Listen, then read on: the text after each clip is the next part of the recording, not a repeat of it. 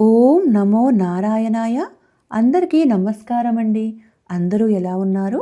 ఈరోజు మనం ఫాల్గుణ మాసంలో వచ్చే ఎంతో విశిష్టమైన అమలకి ఏకాదశి ఎప్పుడు వచ్చింది, ఈ ఏకాదశి విశిష్టత ఏంటి, మరియు పూర్తి పూజా విధానం గురించి తెలుసుకుందామండి. ఈరోజు ఉపవాసం చేయలేని వాళ్ళు ఈ రోజున ఏమి తినొచ్చు, ఏమి తినకూడదు అనే వాటి లిస్ట్ వీడియో చివరిలో ఇచ్చాను, తప్పకుండా చూడగలరు. ఈ వీడియో ఎక్కడా స్కిప్ చేయకుండా చివరి వరకు చూడండి. ఈ వీడియోలో నేను అమలకా ఏకాదశి గురించి చాలా వివరంగా ఎక్స్ప్లెయిన్ చేశాను. అలాగే ముందుగా ఈ వీడియోని లైక్ చేసి మా ఛానల్ని సపోర్ట్ చేయగలరు. ఫాల్గుణ మాసం శుక్లపక్ష ఏకాదశి తిథిని అమలకా ఏకాదశి లేదా రంగవరి ఏకాదశి అని పిలుస్తారు. అమలక అంటే ఉసిరికాయ అని అర్థం. ఈ పవిత్ర ఏకాదశి రోజున ఉసిరి చెట్టుని శ్రీ మహావిష్ణువు స్వరూపంగా పూజించడం ప్రత్యేకత. హిందూ శాస్త్రాల ప్రకారం విష్ణువు ఉసిరి చెట్టులో నివసిస్తారు. లక్ష్మీదేవి ఉసిరి చెట్టులో నివసిస్తుంది. ఈరోజు ఉసిరి చెట్టుకు పూజ చేయడం, ఉపవాసం ఉండడం, విష్ణువుని ఆరాధించడం వల్ల అపారమైన పుణ్యం, పాపాల నుంచి విముక్తి, ఆరోగ్యం, ఐశ్వర్యం, మోక్ష ప్రాప్తి లభిస్తాయి. అమలకా ఏకాదశి మహాశివరాత్రి మరియు హోలీ మధ్య వచ్చే అత్యంత ప్రత్యేకమైన ఏకాదశి. ఈ ఏకాదశి ఉపవాసం బ్రాహ్మాండ పురాణంలో చాలా వివరంగా వర్ణించబడింది. వశిష్ఠ మహర్షి మాంధాత రాజుకు ఈ ఏకాదశి మహత్యాన్ని చెప్పారు.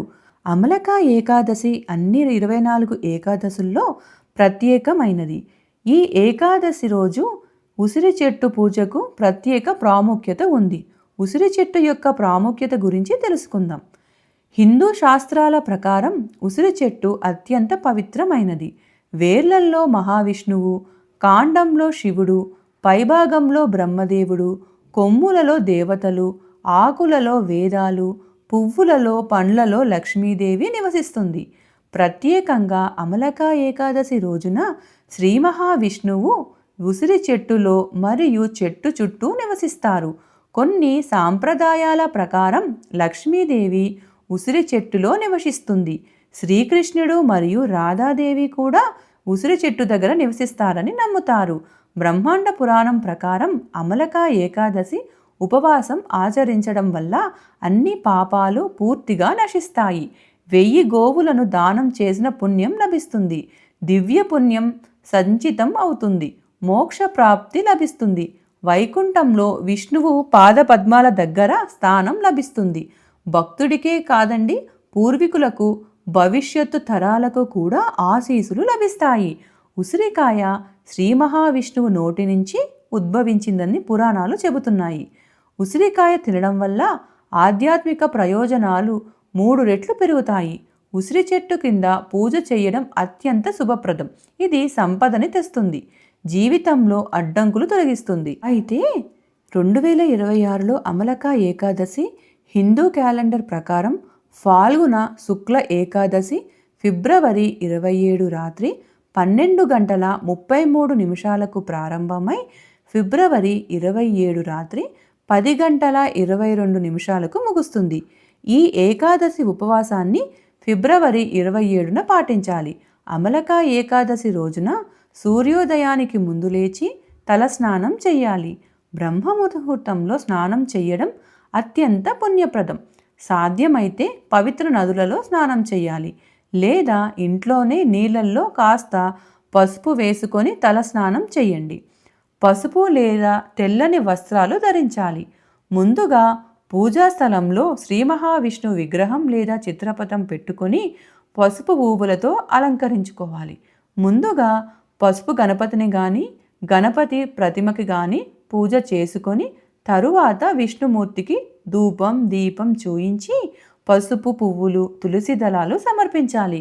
నైవేద్యంగా పాలు, పళ్ళు, ముఖ్యంగా ఉసిరికాయలను సమర్పించాలి. ఈరోజు ఉసిరి దీపాలు, పిండి దీపాలు పెట్టుకోవడం వల్ల చాలా విశేషమైన ఫలితాలను ఇస్తుంది. అలాగే మీకు కనుక దొరికితే చిన్న ఉసిరి కొమ్మను తీసుకొని పూజలో కానీ, తులసి మొక్కలో కానీ పెట్టుకొని పూజ చేసుకోండి. పూజ అనంతరం హారతి, మంత్రం, పుష్పం సమర్పించి ఈరోజు విష్ణు స్తోత్రాలు, విష్ణు సహస్రనామం, గోవిందనామాలు పఠించాలి. ఇవేవీ చెయ్యలేమో అనుకునేవాళ్ళు ఓం నమో నారాయణాయ అనే మంత్రాన్ని రోజంతా స్మరిస్తూ ఉండండి. అలాగే అమలకి ఏకాదశి కథను కుదిరితే చదువుకోండి. సాయంత్రం విష్ణు ఆలయానికి వెళ్ళి ఉసిరి చెట్టుకు పూజ చేసుకోవాలి. రాత్రి జాగరణ చేసి మరునాడు ద్వాదశి రోజు అంటే ఫిబ్రవరి 28 ఉదయం 6:47 నుంచి 9:06 మధ్యలో ఉపవాసం విరమించాల్సి ఉంటుంది. ఉపవాసాన్ని విరమించడానికి ముందు విష్ణువును ఆరాధించి తోచిన వాటిని దానం ఇచ్చి విరమించడం చాలా మంచిది. అయితే ఉపవాసం ఉండలేము అనుకునేవాళ్ళు పళ్ళు తినవచ్చు, లేదా అన్నం, వెల్లుల్లి, ఉల్లి లేకుండా చిన్నగా టిఫిన్ చేసుకొని కూడా తినవచ్చండి. ఇక్కడ మనకి భక్తి ముఖ్యమండి. ఈరోజు తినకూడనివి చూద్దామండి. ఈరోజు తినకూడనివి బియ్యం, గోధుమలు మరియు అన్ని ధాన్య పదార్థాలు పూర్తిగా వర్జించాలి. పప్పులు తినకూడదు. మాంసం, మద్యం, ఉల్లి, వెల్లుల్లి పూర్తిగా వర్జించాలి. కలహాలు, కోపం, అబద్ధాలు మాట్లాడకూడదు. అమలకి లేదా అమలక ఏకాదశి కథ. ఈరోజు ఎంతో పవిత్రమైన రోజు. ఈరోజు బ్రహ్మాండ పురాణంలోని ఈ కథను వింటే చాలు, జన్మ జన్మల పాపాలు పోతాయి, సకల ఐశ్వర్యాలు, సకల శుభాలు కలుగుతాయి. ప్రతి సంవత్సరంలో ఫాల్గుణ మాసంలో వచ్చే శుద్ధ ఏకాదశినే అమలకి ఏకాదశి అని అంటారు. అమలకి ఏకాదశి పురాణ కథ. ఇది బ్రహ్మాండ పురాణంలోనిది. ఒకప్పుడు వశిష్ఠ మహర్షి దగ్గరకు మాంధాతరాజు వచ్చాడు. మాంధాతరాజు మునిని ప్రణమించి ఇలా అడిగాడు, ఓ మునివరా, చాలా తక్కువ ప్రయత్నంతో అపారమైన పుణ్యం కలిగించి అన్ని పాపాలను నాశనం చేసి మోక్షాన్ని ప్రసాదించే ఏదైనా వ్రతం ఉందా? దయచేసి నాకు చెప్పండి అని అడిగాడు. అప్పుడు వశిష్ఠ మహర్షి ఇలా చెప్పారు, ఓ రాజా, మీ ప్రశ్న చాలా అద్భుతమైనది. ఫాల్గుణ మాసం శుక్లపక్షంలో వచ్చే అమలక ఏకాదశి అత్యంత పుణ్యప్రదమైన వ్రతం. ఈ వ్రతం వల్ల అన్ని పాపాలు పూర్తిగా నశిస్తాయి. 1000 గోవులను దానం చేసిన పుణ్యం లభిస్తుంది. ఇప్పుడు నేను అమలక ఏకాదశి గురించి ఒక కథ చెబుతాను, జాగ్రత్తగా వినండి. భారతవర్షంలో వైద్యత అనే నగరం ఉండేది.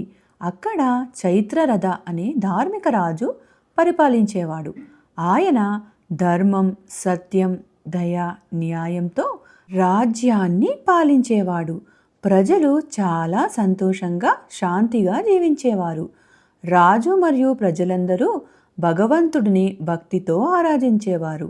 ఒకసారి ఫాల్గుణ మాసం శుక్లపక్షంలో అమలక ఏకాదశి వచ్చింది. ఆ రోజు రాజు చైత్రరథ మరియు రాజ్యంలోని ప్రతి వ్యక్తి, ముసలివారు నుంచి పిల్లల వరకు సంతోషంగా ఏకాదశి ఉపవాసం ఉన్నారు. ఈరోజు తన ప్రజలతో కలిసి విష్ణు ఆలయానికి వచ్చారు. కలశం స్థాపించారు. ఉసిరి చెట్టుని ధూపం, దీపం, నైవేద్యం, పంచరత్నాలతో పూజించారు. సాయంత్రం నుంచి రాత్రంతా రాజు మరియు ప్రజలు విష్ణు ఆలయంలో జాగరణం చేశారు. విష్ణునామాలు సంకీర్తనం చేశారు. విష్ణు స్తోత్రాలు పఠించారు. భజనలు, కీర్తనలు చేశారు. అందరూ చాలా భక్తితో, శ్రద్ధతో ఏకాదశి వ్రతాన్ని ఆచరించారు. ఆ సమయంలో ఒక వేటగాడు ఆ ప్రాంతం గుండా వెళ్తున్నాడు. అతను చాలా దుర్మార్గుడు, పాపాత్ముడు. జీవితాంతం జంతువులను చంపేవాడు, అబద్ధాలు చెప్పేవాడు, మద్యం తాగేవాడు, దొంగతనం చేసేవాడు, అనేక పాపాలు చేసేవాడు. ఆ వేటగాడు ఆ రోజు రాత్రి నాటికి ఏమీ తినలేదు. చాలా ఆకలిగా అలసిపోయి ఉన్నాడు. వేటగాడు రాత్రి నిద్రించడానికి చోటు వెతుకుతూ విష్ణు ఆలయం దగ్గరకు వచ్చాడు. అక్కడ రాజు మరియు ప్రజలు విష్ణువుకు భక్తితో పూజలు చేస్తూ, నామ సంకీర్తనం చేస్తూ జాగరణ చేయడం చూశాడు. వారి భక్తిని చూసి వేటగాడు ఆకర్షితుడయ్యాడు. ఆలయం లోపల వెళ్ళలేదు, కానీ ఆలయం బయట ఉసిరి చెట్టు కింద కూర్చున్నాడు. రాత్రంతా వేటగాడు అక్కడే కూర్చొని ఉన్నాడు. ఆకలి వల్ల నిద్ర రాలేదు. రాజు మరియు ప్రజలు చేస్తున్న విష్ణునామ సంకీర్తనం, భజన కీర్తనలు వినేవాడు. తెలియకుండానే అతను కూడా జాగరణం చేసేవాడు. తెలియకుండానే అతను కూడా ఉపవాసం ఉన్నాడు. తెలియకుండానే ఉసిరి చెట్టు కింద కూర్చొని ఉసిరి చెట్టు పూజ చేసినట్లు అయ్యింది. తెలియకుండానే విష్ణునామ సంకీర్తనం వినడం వల్ల పుణ్యం పొందాడు. తెల్లవారగానే వేటగాడు ఆలయం నుంచి బయలుదేరాడు. కొన్ని రోజుల తర్వాత ఒక ప్రమాదంలో వేటగాడు మరణించాడు. కానీ ఆశ్చర్యకరంగా అతను మరణించినప్పుడు యమదూతలు రాలేదు. బదులుగా విష్ణుదూతలు వచ్చారు. వారు అద్భుతమైన దివ్య విమానాన్ని తీసుకువచ్చారు. వేటగాడు ఆశ్చర్యపోయాడు. అతడు విష్ణుదూతలను ఇలా అడిగాడు, నేను జీవితాంతం పాపాలు చేశాను, జంతువులను చంపాను, అబద్ధాలు చెప్పాను, దొంగతనం చేశాను, మద్యం తాగాను. మీరు నన్ను ఎందుకు తీసుకువెళ్తున్నారు? నేను నరకానికి కదా వెళ్ళాలి అని అడిగాడు. విష్ణుదూతలు ఇలా చెప్పారు, ఓ వేటగాడా, నీవు జీవితాంతం పాపాలు చేశావు నిజమే, కానీ నీవు అమలక ఏకాదశి రోజు తెలియకుండానే ఉపవాసం ఉన్నావు, జాగరణం చేశావు, ఉసిరి చెట్టు క్రింద కూర్చున్నావు, విష్ణునామ సంకీర్తనం విన్నావు. ఈ అమలక ఏకాదశి వ్రతం యొక్క పుణ్యం వల్ల నీ అన్ని పాపాలు నశించాయి. ఇప్పుడు మేము నిన్ను వైకుంఠంకు తీసుకువెళ్తున్నాం. అక్కడ శ్రీ మహావిష్ణువు పాదపద్మాల దగ్గర నీకు స్థానం లభిస్తుంది. విష్ణుదూతలు వేటగాడిని దివ్య విమానంలో కూర్చోబెట్టి వైకుంఠంకు తీసుకువెళ్లారు. అక్కడ వేటగాడు శ్రీ మహావిష్ణువు దర్శనం పొంది మోక్షం పొందాడు. పాపాత్ముడైన వేటగాడు కూడా తెలియకుండానే అమలక ఏకాదశి వ్రతం ఆచరించడం వల్ల విముక్తి పొందాడు. ఓ రాజా, ఇది అమలక ఏకాదశి మహత్యం.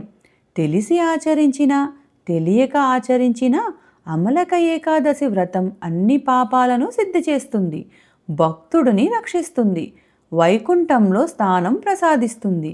చిన్న భక్తి చర్యలు కూడా నిజాయితీగా ఉంటే అపారమైన ఆధ్యాత్మిక ప్రయోజనాలు, దివ్య కృపను తెస్తాయని ఈ కథ మనకు గుర్తు చేస్తుంది.